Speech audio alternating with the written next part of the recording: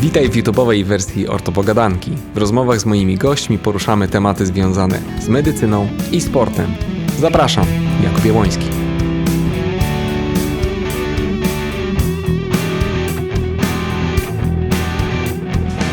Witajcie w kolejnym specjalnym odcinku Ortopogadanki. Mamy dzisiaj wyjątkowego gościa zza oceanu, Dr. Matt Cook. I will switch to English right now. Matt, it's a pleasure to have you here. So our little podcast has an international star guest today. Thank you so much. I'm delighted to be here. Thank you. So Matt, you are a medical doctor, specialist in anesthesiology, who changed into functional medicine world. Can we say that? Yeah. So was it easy path to start the career like this, to be an anesthesiologist, and then step by step change into functional medicine, holistic medicine, whatsoever? Yes and no. Yes, the thing that was beautiful about it is that functional medicine didn't really exist when I started like it does now. And so as a result, I went through every different area of functional medicine that existed, from acupuncture and Chinese medicine and Ayurveda. And I went through the functional medicine certification. And that was just kind of this beautiful, slow process that has been going on essentially for the last 25 years. And so then that happened. The whole time that I was doing that, I was basically running surgery centers and doing nerve blocks. I got lucky that the year that I got out of my residency was the year that ultrasound sort of became available. And I remember somebody called me and they go, "You're not going to believe it." They go, "You can see nerves on ultrasound." And so then I was basically doing brachial plexus blocks and sciatic nerve blocks and femoral nerve blocks, basically for orthopedic surgeons. I work for you. Yeah. And so then I was sort of incubating my functional medicine ideas while I was living in that real traditional surgical experience. And I think we learned a lot about sterility and process, and I think took the best that we could from traditional medicine, which I always say that I come from the heart of the medical industrial complex. And that was really good in terms of technically all of the aspects that we got. And then we've been integrating that ever since. And so in a way, it was hard to be doing something that was a little bit of a missionary pitch when we started. And now it's being really adopted all over the world, which is why we're now really focusing internationally and going to try to bring BioReset to Poland. That's so cool. So the base of the scientific-based conventional medicine is an important factor in the whole process, isn't it? I think the most important part because really we do things like orthopedic surgeons and anesthesiologists, which is why I'm so happy to meet your team and the people here.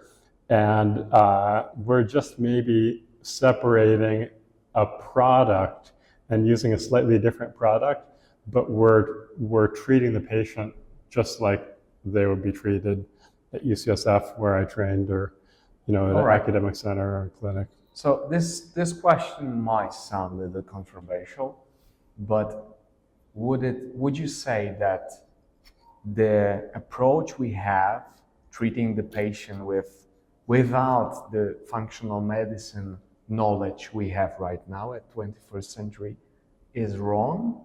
Or would you say it's just a missing puzzle in this whole approach we have?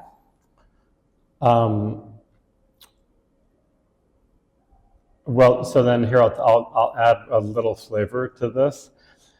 Cool. Which is that the idea is to be able to organize information clearly. And a lot of times, let's say at an orthopedic surgery level, like we were talking about, you only have a certain amount of bandwidth. You have to do an ACL surgery.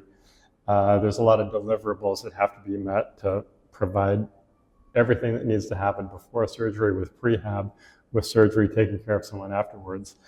And so then to layer functional medicine and sort of some interventional ideas that might be outside of the box on top of that might be more than people are ready for, and they might not be able to organize all of those aspects together. And then right now, a lot of healthcare systems, the interventional things are completely separate from medical, which is completely separate from other aspects of healthcare. We're building a data platform that's going to track basically all genetics, lab testing, and wearables, and then use AI to analyze and track that data, and then organize and treatment protocols. And so I think what's going to happen is we're going to empower providers to add a little functional medicine and innovative new medicine into what they're doing. And we're going to get outcomes because the platform's going to track those outcomes. But then B, it's going to be easier to communicate what's happening, and it's be able to organize that within a care plan. You mentioned the new medicine. Can you explain what are the possibilities you may use as a functional medicine doctors, or what would you recommend your friends, orthopedic surgeons, neurosurgeons, neurologists, rheumatoid arthritis doctors, all the people, what would you recommend to use, and what would you recommend as a functional medicine doctor to explore which path of the new medicine we may use as other specialists? Okay, so that's a good one. And then why? I know, but you're going to love this because you're on my side on this one. But basically, I've organized the body into 12 pillars. Mm-hmm. Okay. Now, the first pillar is musculoskeletal medicine, and then pillars 2 through 12 is everything else. And then for us, basically, half of it is musculoskeletal medicine, and then everything else is everything else. Now, from genetics and cell biology and all of basically organ system biology. Now, in terms of the everything else, then how do you organize or think about that? Well, we need data. And so that data is going to come from lab testing, genetics, wearables, and questionnaires, and talking to people, and then organizing all of that. Essentially, I'm going to lean on technology to help organize all of those pieces and to structure all of that data and then help take care of people. And so then there's that part. And so then that's a fairly substantial process to do that. But I think with technology, we're going to have an exponential improvement in how we can organize and take care of people. On the interventional side, for my neurosurgeons and orthopedic surgeons and us, we're essentially doing procedures where we're, for the most part, doing injections. And so then those injections are mostly ultrasound-based, but then sometimes fluoro-based. When you're doing injections now, then the question is, what are we going to inject? And then I think the easy one that essentially everybody in the world's agreed upon, which is extremely low risk and has been proven to be safe, is PRP and the PRP-like procedures that we can do. And that's essentially pulling blood out and then concentrating certain components, but for example, platelets, and then using those to re-inject. And platelets have growth factors kind of in a simple way. And so then as a 1.0, I think we're going to see steady growth of that category of care for a long time. Mm-hmm. Then the other new products that might be alternatives to steroids would potentially be peptides, exosomes, and stem cells. There's going to be more than that, but I think that would be the obvious ones to think about. All right. So most of the people know PRP and stem cells, mm-hmm. but just in between, you mentioned peptides, mm-hmm. which, like we taught I mentioned this is an underground topic from the gym in Poland, for example, which I mean, it's supposed to be well said, and the people should understand the role of peptides. I think we'll say in a few minutes about it, and exosomes. So I think the word of exosomes is not that well known. Would you explain how to get potentially well-functioning exosomes, and where is the potential of using them in the medical field? Okay, great. So the way that a stem cell heals is that I like to use the construction analogy, and a stem cell is kind of like a general contractor, and it rolls up on a construction site, which is basically a tendon that was torn or a muscle that had some injury and some inflammation. And what that stem cell does is it sees inflammation. And the first thing that it does is it secretes small vesicles and a stem cell is a signaling molecule.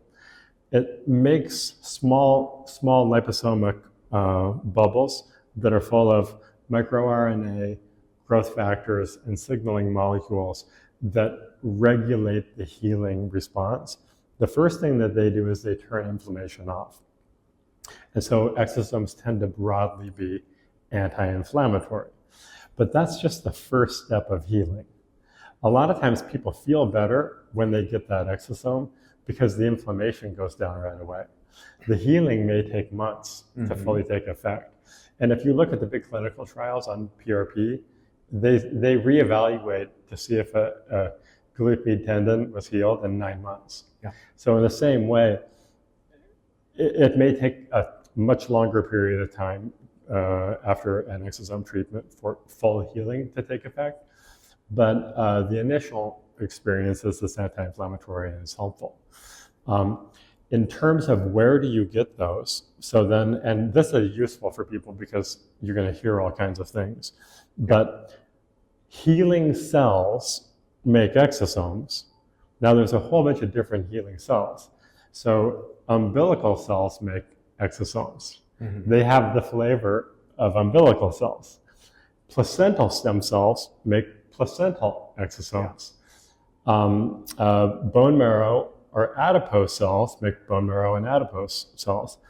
And so then probably the best exosomes that are on the market are a situation where they take an umbilical cell or an adipose cell and then they grow those in tissue culture. And then when you grow those cells in tissue culture, they secrete exosomes. And so then they harvest those exosomes from the fluid that the stem cells are grown in.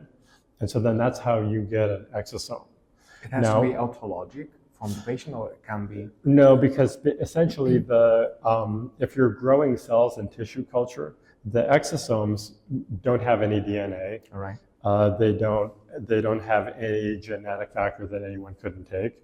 And so then you could take an exosome from one person and then give that to anyone.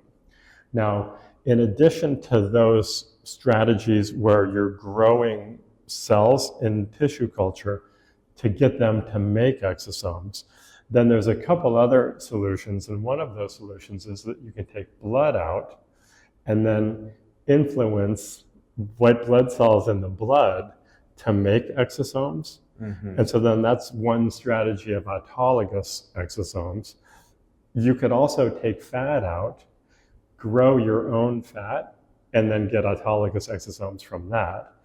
And then you'll hear people do this, and I've had quite a bit of experience from this from many, many years ago, which is that there's some companies that will take amniotic fluid, and amniotic fluid tends to be very highly concentrated in exosomes. The reason that we tend to use that not so much now, or really not at all, is that the amount of testing that's done on that sample is a lot less compared to if you have a cell line and you're growing cells. You've got a $1 million investment and a huge amount of testing, and you're getting a very reproducible result. But in broad terms, that's sort of like exosomes 101. Okay.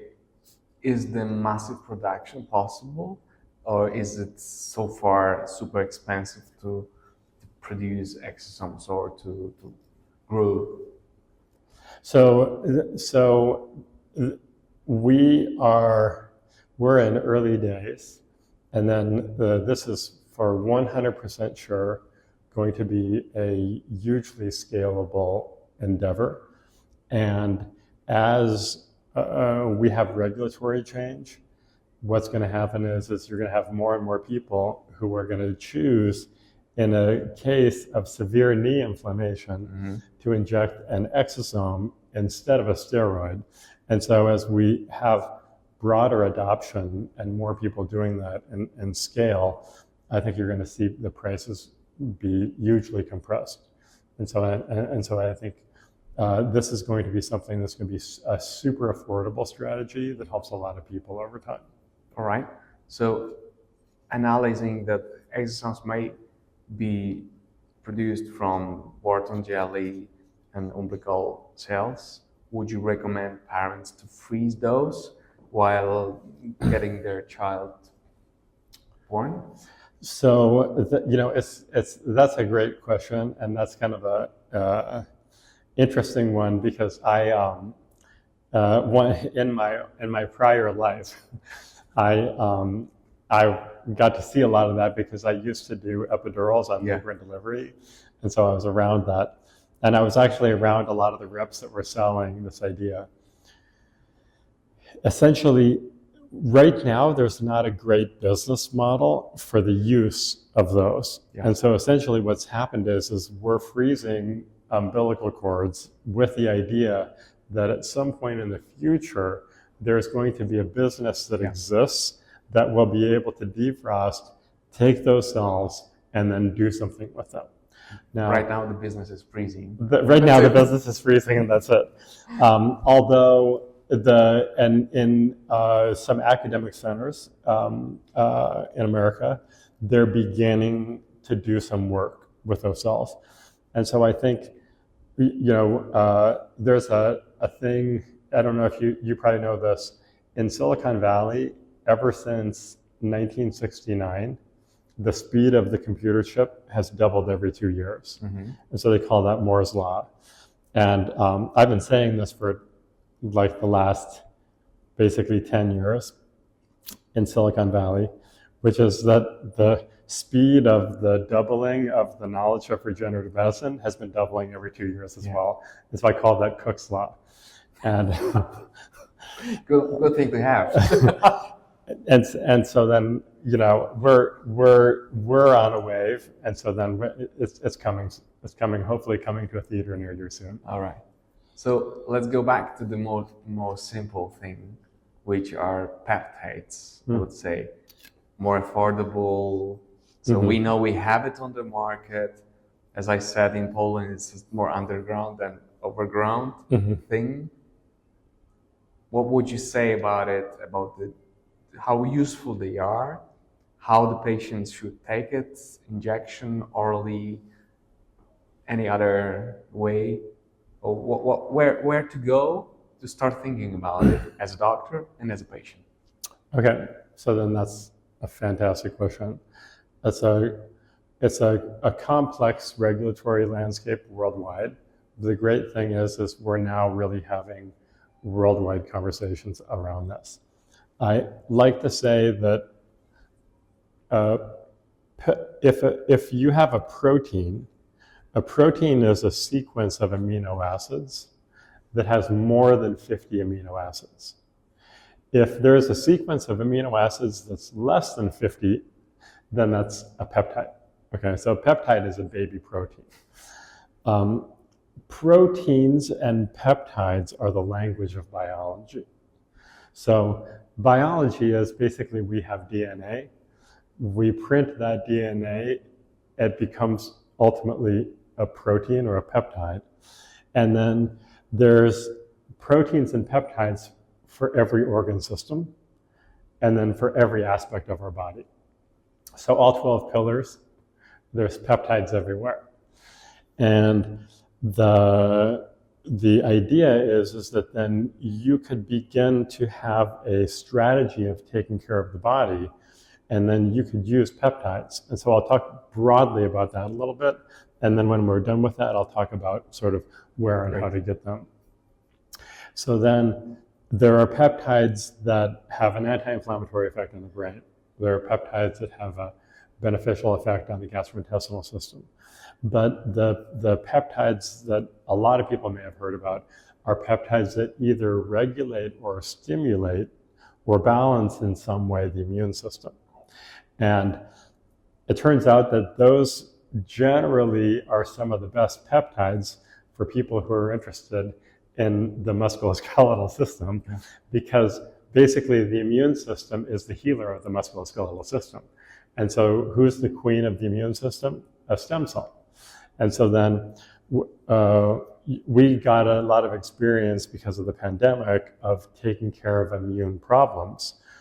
Now we're getting a lot of experience taking care of long COVID with peptides that regulate or balance the immune system. And there's more and more people that have immune problems in the last couple of years compared to what we saw 10 years ago. And so then peptides become a strategy that we can deploy in kind of a complete functional medicine sort of circle, where any organ system or any area of the body we can begin to treat. Peptides in general last for a day. Exosomes in general last for a month, and stem cells in general last for 3 months. Now, there's a couple peptides that have become real famous in the last couple of years because they're basically the #1 drug in the history of planet Earth, which is Ozempic or semaglutide. And so then that's a peptide.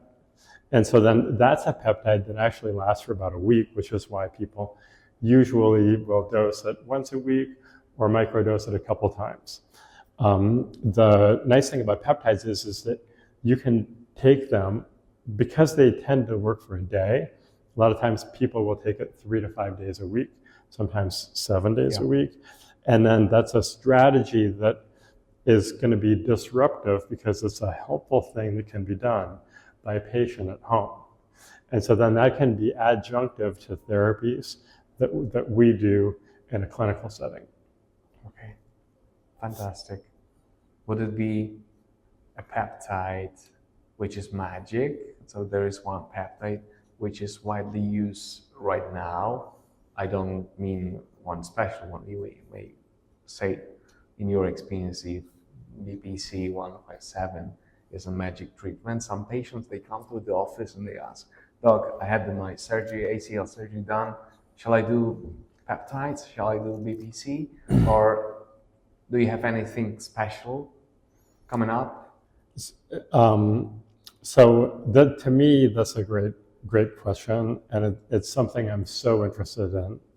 And and transparency, and this is something that we need to figure out.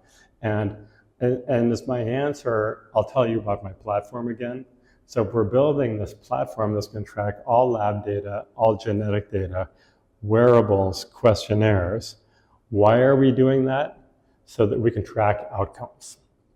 And also, we're launching, and I'm co-founding a peptide company. But what happens is that with some patients, it's shocking how helpful peptides are. And so I've had patients that have had pain for 15 years, and they came in and I treated all of their lumbar facets with peptides. And I have probably 100 people like that.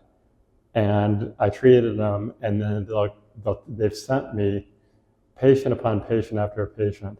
I did a super low cost, because peptides are really low cost, treatment. And I treated them one time and they never had pain again. Okay? That's in that ballpark for me of kind of 10 to 20%.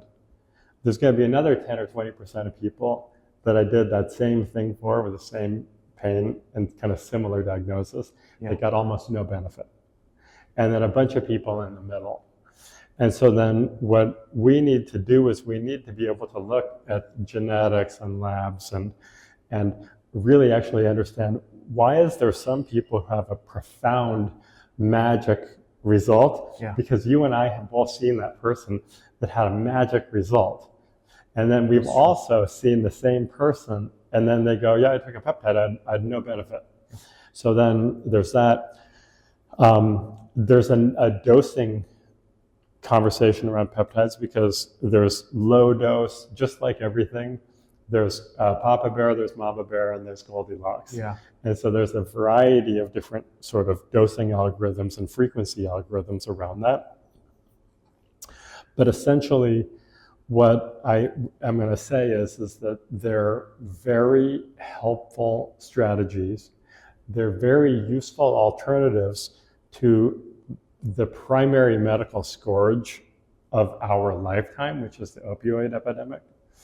And so what I think is that as we learn to use them, then we have a low-cost, scalable, and in many cases very effective, but oftentimes quite effective strategy that can be added. And just like when we were talking earlier, this may be something that helps people recover in terms of pain after surgery. And this may be something that when you see somebody with synovitis in the clinic, that we might treat them with a subcutaneous peptide as an alternative to an opioid or an NSAID, or we might use that synergistically. And I've seen this a lot of times, that when someone takes BPC 157 and for ortho and for pain, kind of the standard thing that we do is we combine a peptide called BPC 157 with a fragment of thymosin beta 4 called TB500, or the 17 to 23 fragment. We combine those two peptides, and that has been the most effective strategy that we've used in terms of anti-inflammatory pain relieving. Sounds really good and interesting. So we have an epidemic, not only COVID and viral infections, but I see in my office an epidemic of autoaggressive diseases, rheumatoid arthritis, and so many others. Would you see a role for exosomes, stem cells, peptides, and then in a few minutes we'll talk about gene therapies in this field? Because I find them really hard to treat. Obviously, our friends, rheumatologists' friends, they do their best, biologic treatment, modification therapies, everything. They try, but sometimes they fail. Would you think those therapies might help? Well, I think if you told me that I could only, if you said, and this is why we're building this data platform, because we're fixated on gathering data so we can get outcomes data and at scale start to do clinical trials on these products. If you said I had to stop doing everything and I had to pick the one thing that would have the most beneficial outcomes, it would be autoimmune. And so then within that, then there's three strategies. Strategy one would be to take exosomes or stem cells IV, because they're having an immunomodulatory and immunoregulatory effect, which means basically balancing and calming down an overactive immune system that's attacking yourself. Having a systemic approach to that, idea two would be to inject those products into a joint. And then idea three would be to do both, to do a systemic approach as well as a joint injection. And I think that we're going to get good data that all three of those approaches work. And that my guess in the case of joint disease is that the best outcomes is going to be either with a local injection or a local injection that's supported with a systemic immunoregulatory approach. Okay. This IV injections, this is a mistake thing to me, but I think stimulating immune systems is an amazing thing which we didn't explore that much in the medical field, I guess. But the data you tell about might tell us few things about it in short period of time with AI especially. So the AI will be a bigger disruption in healthcare than anything that has ever happened in healthcare. Analyzing data quickly and massive data. But then how I've learned about the systemic benefits of regenerative medicine really is not so much in terms of like rheumatoid arthritis and the orthopedic stuff that we deal with, but when you look at problems like ulcerative colitis and Crohn's and the systemic autoimmune conditions. And in those conditions, I've had a lot of people who are in the middle of a flare who we've treated and had improvement, and a lot of other people who intermittently flare, and then once we start treating them, they tend to do better. That being said, in terms of a joint, the most important thing is to be able to get a needle safely into that joint and then treat that, and then without damaging anything, putting the right volume and amount. Precisely. Exactly. Where which is ultrasound brothers unite. That's a very important thing. And this is fun fact that this might be a fun fact about the injections, that it started with anesthesiology, didn't it? With nerve blocks, then putting precisely the needle where it belongs, and then it went to orthopedics to do the injections precisely to the joint.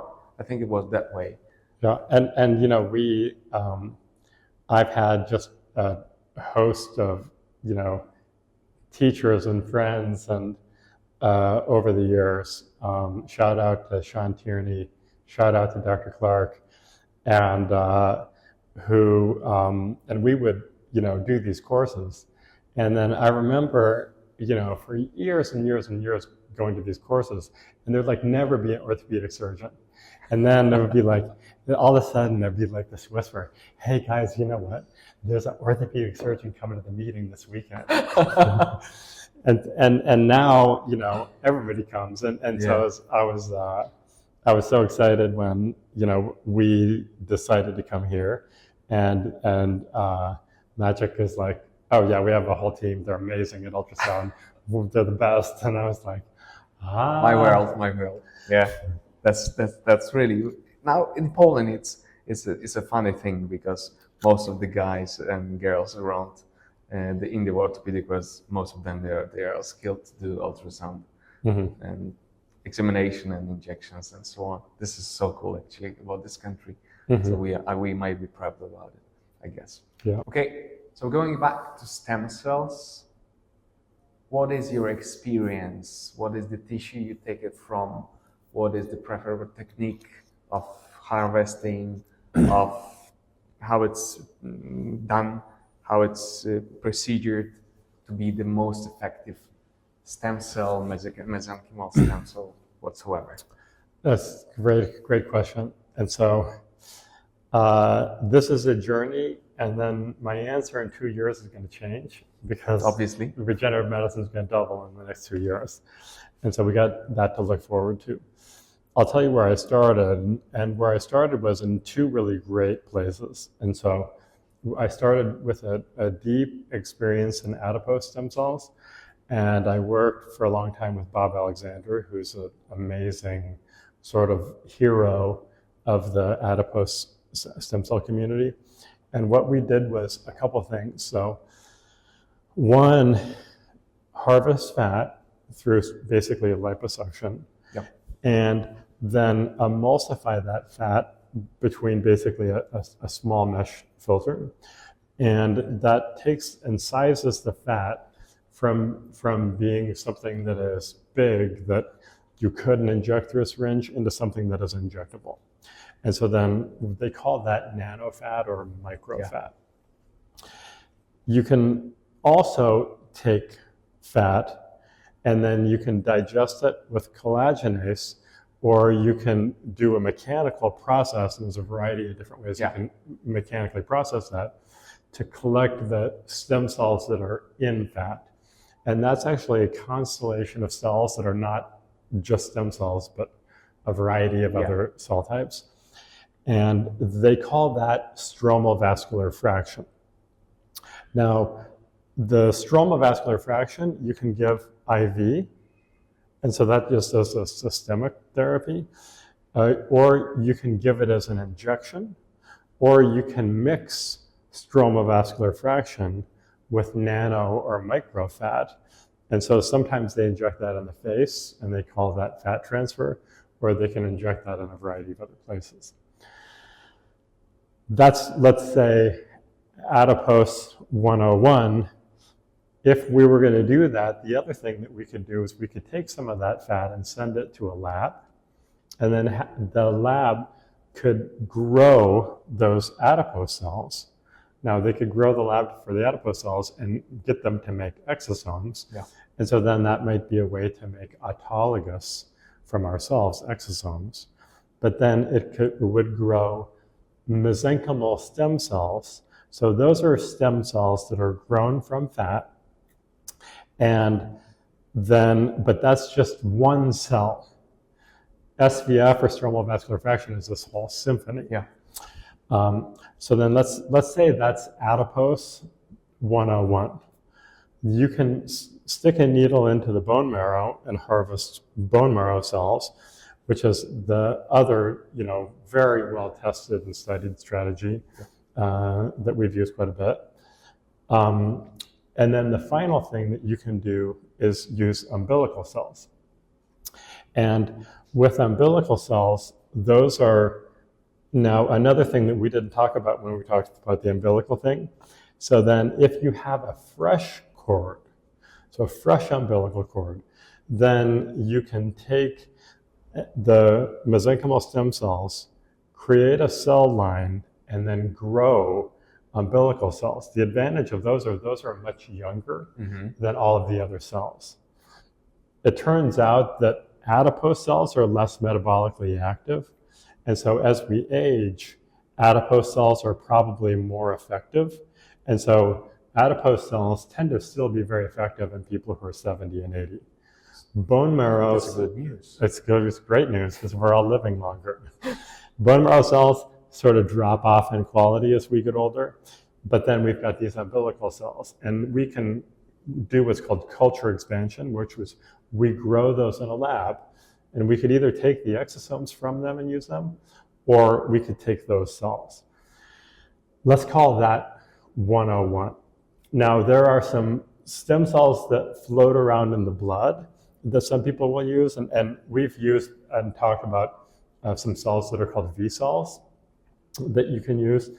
And I'm a fan of V cells at some level, and I would say all of the other stem cells I think are probably more effective than V cells as a stem cell strategy.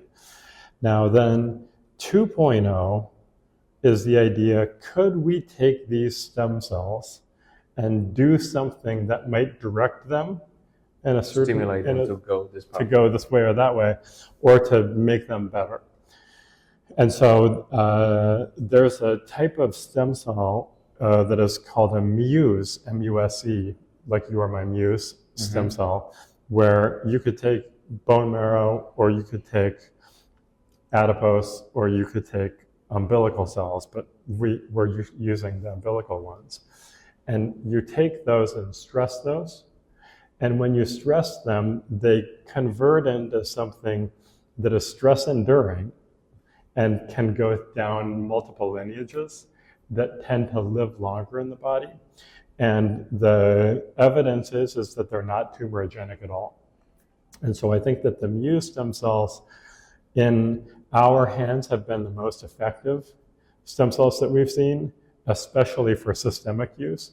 They're very good for pain and for inflammatory conditions and orthopedics. And I think that's because when they get stressed, these are the cells that in a stressed state would naturally be part of the healing response. And that's not science, that's just a theory. Okay. Now then, so then Muse cells, I think, is really 2.0 and is really the future. And then Muse cells make Muse exosomes.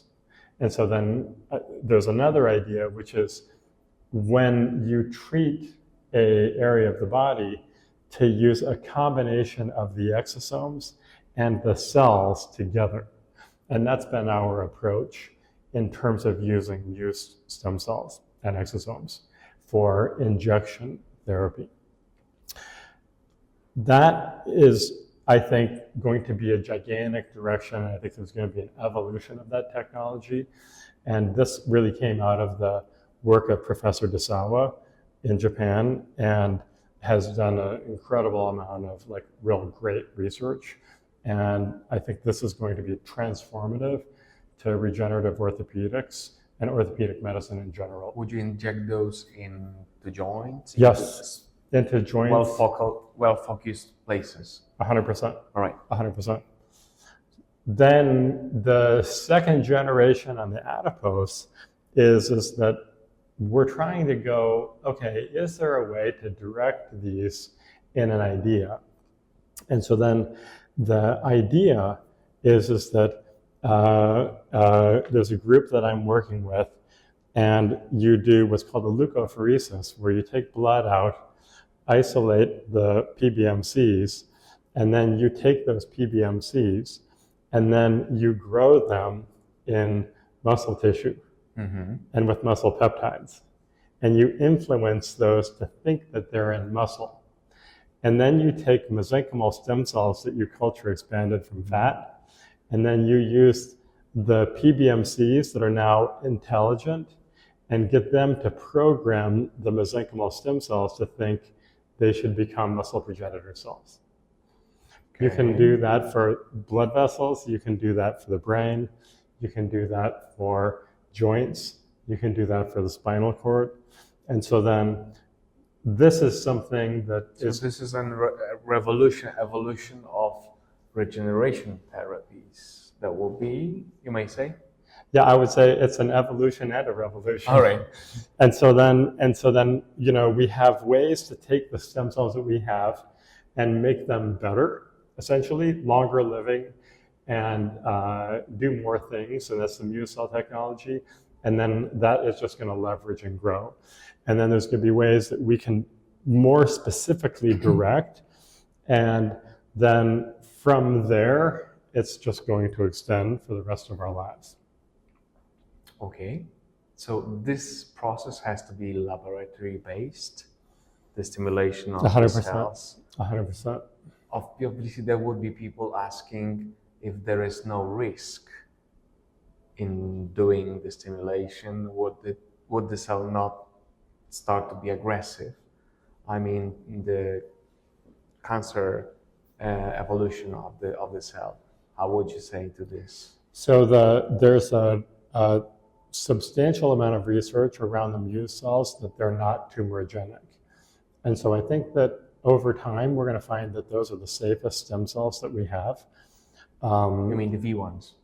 Huh? The V cells? No, the Muse cells. The Muse cells, okay. The Muse cells, so that's the stem cells that are stressed. Yeah. Let's say umbilical cells that are stressed, and they convert into this. I say they basically went from a regular soldier to a Navy SEAL. And so I think that we're going to find, and interestingly, there are stem cell clinics around the world, and there's very, you don't hear about people getting cancers. And so I think the cancer risk is very, very low. Yeah. But I think of all things, the Muse cell technology is gonna end up being the safest and the lowest risk. And but then that's another thing, which is why we're building this platform and gathering data, because then and we have a lot of people in different stem cell clinics. They're going to be using our platform to track outcomes. And so then what's going to happen is you know, we're going to see large numbers of people. You're going to have more and more countries open up to exploring these technologies. And if you said, what's a really appealing idea? That idea would be, can we prevent joint replacement? Yeah. Then if we could prevent joint replacement, how do we do it? It would be to do regenerative approaches. And I think what's going to happen is when you compare the cost of traditional medicine, which is basically a series of often three joint injections with a steroid, followed by joint replacement. Yeah. And then you compare that with our approaches, and that could start at a super low cost with peptides. And then that could, or with PRP. And then that could transition to exosomes, that could transition to cells. But at scale, when you begin to look at the cost of that, you're going to prevent large numbers of joint replacements. And then as that happens, we are going to see at a regulatory level, I think, countries open up and people begin to embrace this just at a macroeconomic and healthcare economic cost. We have to count, and then you count and you make it total. It may come to a revolution in this field. An evolution that leads to a revolution. Exactly. Last but not least, the gene therapies. You have the experience in treating people, or at least you know centers doing those therapies.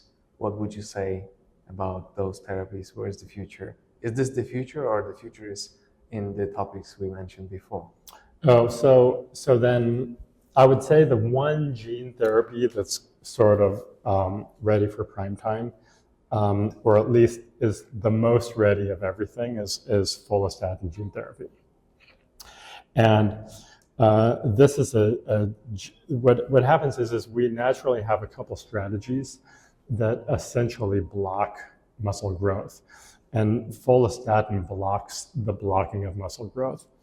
In people who are young, super healthy, and super athletic, a lot of times they'll gain a fairly substantial amount of muscle. In the weekend warriors that are over 50, and I traveled to Central America to do this one, but I was unbelievable in terms of recovery for me. And what I noticed is that the workout that I would do, that I used to be really sore for maybe a day and sometimes even a couple of days, if I was really going for it as hard as I could, after I did follistatin, I just basically would get up, like I could feel myself recovering.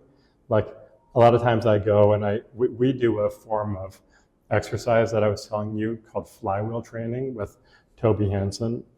And shout out to Toby. And he's like a Viking god that walked down off of Mount Olympus. He looks kind of like Thor. But I train as hard as I possibly can, and it's almost like I feel myself recovering. Like in the old days, I would have almost bonked a little bit after a training session that hard. And so then that was really interesting for me. My partner, the woman I live with, has had progressive osteoporosis of losing bone every year because she has a kidney pancreas transplant. And her bone density went up for the first time after doing it. And she also felt like she really recovered a lot better. Now, there's a couple of ways to do it. There's one way that lasts basically 10 years to indefinitely. And then there's another way that lasts just for 1 year. Mm-hmm. Ultimately, we're going to have a portfolio of genes, and we will be able to take these genes, choose which ones, do intramuscular injections, and then we basically use our cells as a factory to start to print those genes. And generally, when we do it with that technique, those genes are not being incorporated into our genome. We're just printing them. The other idea would be to use a virus to put them into our genome. Yeah. There's going to be a lot of people who are going to talk on both sides of this equation. Yeah. This one, tens of thousands of people have been doing peptides for decades. There was a huge experience in Russia with Professor Kavinson, who before he died, I was lucky enough to study with. There's been many decades and a huge international experience of exosomes and, well, of stem cells. And then there's been a decade of experience around exosomes. And so then there's a lot of people that have been doing all of these other things. Gene therapy is brand new, okay? We still don't know much. And so then we're extremely early. Yeah, I'm very interested in, because I'm on a journey to try to solve a rare form of muscular dystrophy called FSHD. And so we're intrigued by the idea of, in different neurodegenerative or muscle degenerative conditions, of using strategies to work on muscle. And I think that's going to be super, super interesting. I'm intrigued also for health and wellness, but this isn't like, we didn't even talk about it when we did our pre-conversation, and because I think it's super early. And so I think there's going to be experimenters that are going to be out there doing that. But then that's something that what I want to do is, and that's the other reason that I'm working so hard on this platform, is on our platform, we're going to start to test follistatin levels. And so then what we're going to be able to do is we're going to track people and see what their follistatin levels are. And then now we're going to be able to correlate, oh, okay, maybe the reason that I've been a hard gainer my whole life is maybe I have low follistatin levels. And so then we begin to have data and we begin to find, oh, okay, that's a person that might do really good with supporting it. And then you see that person that's just the heroic pro athlete that recovers fast, maybe their follistatin levels are high. And so then that's why they really do well. And so we're early in that conversation, but we're positioning ourselves to gather data so that when that really is ready for prime time, that we can share it. Yes, I think, like you said, lab tests are undervaluated. Most of the people, they don't really believe in testing. And I think, especially in our group, we know that the value is very, very high. Okay, last thing.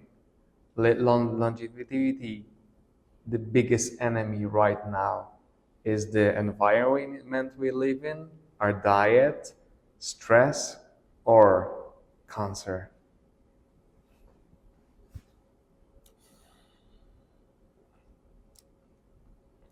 They're all enemies. Yeah. They're all enemies.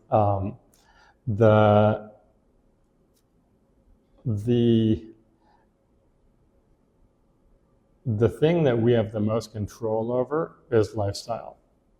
And essentially, it occurred to me that at some point, somebody said, Michael Jordan was good, and then he realized that, if he just worked really hard and harder than everybody else, he would become the greatest.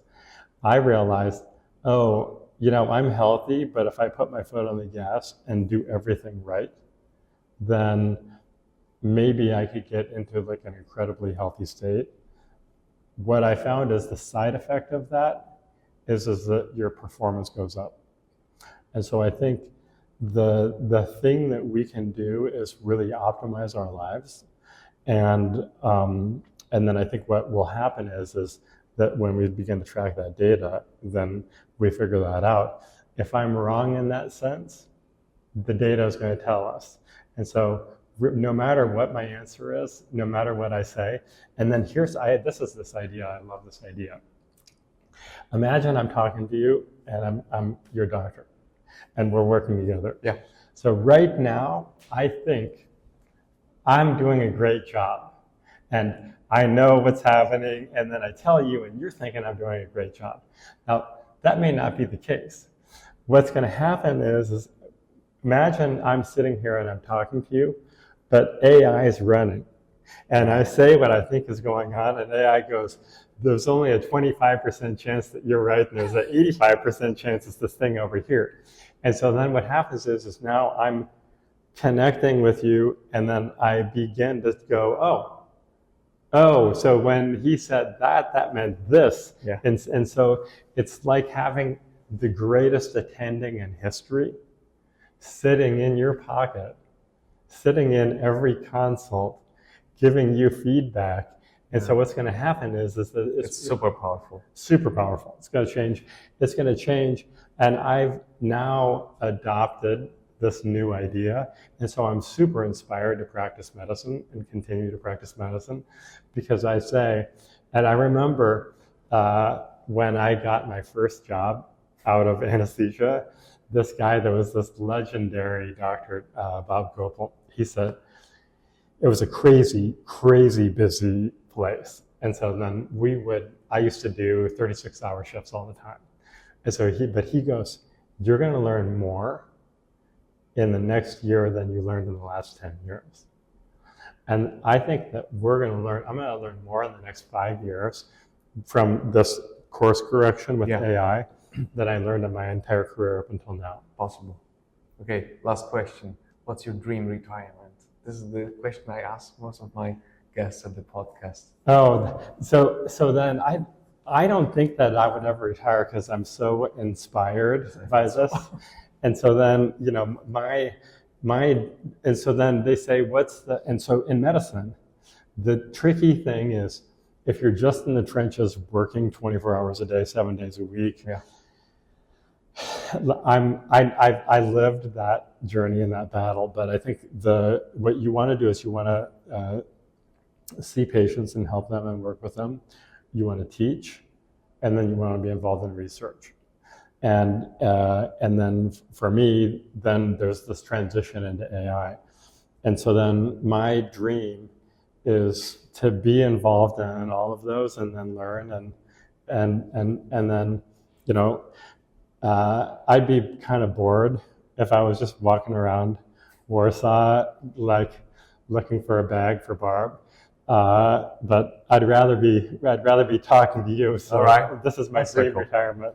No Florida retirement. That's good. Good to hear. Most of us doctors are addicted to what we do. Yeah, this is more realized. But I think it's inspiring. It's just it's going to be the greatest disruption that maybe has happened on planet Earth, and we're just lucky to be around. Had this chance. But, ladies and gentlemen, Dr. Matt Cook. What a pleasure. Such a pleasure. Thank you so much. Thank you so much. Zapraszamy na kolejne odcinki Ortopogadanki. Mam nadzieję, że będą tylko wersje specjalne, takie jak ta. Pozdrawiam.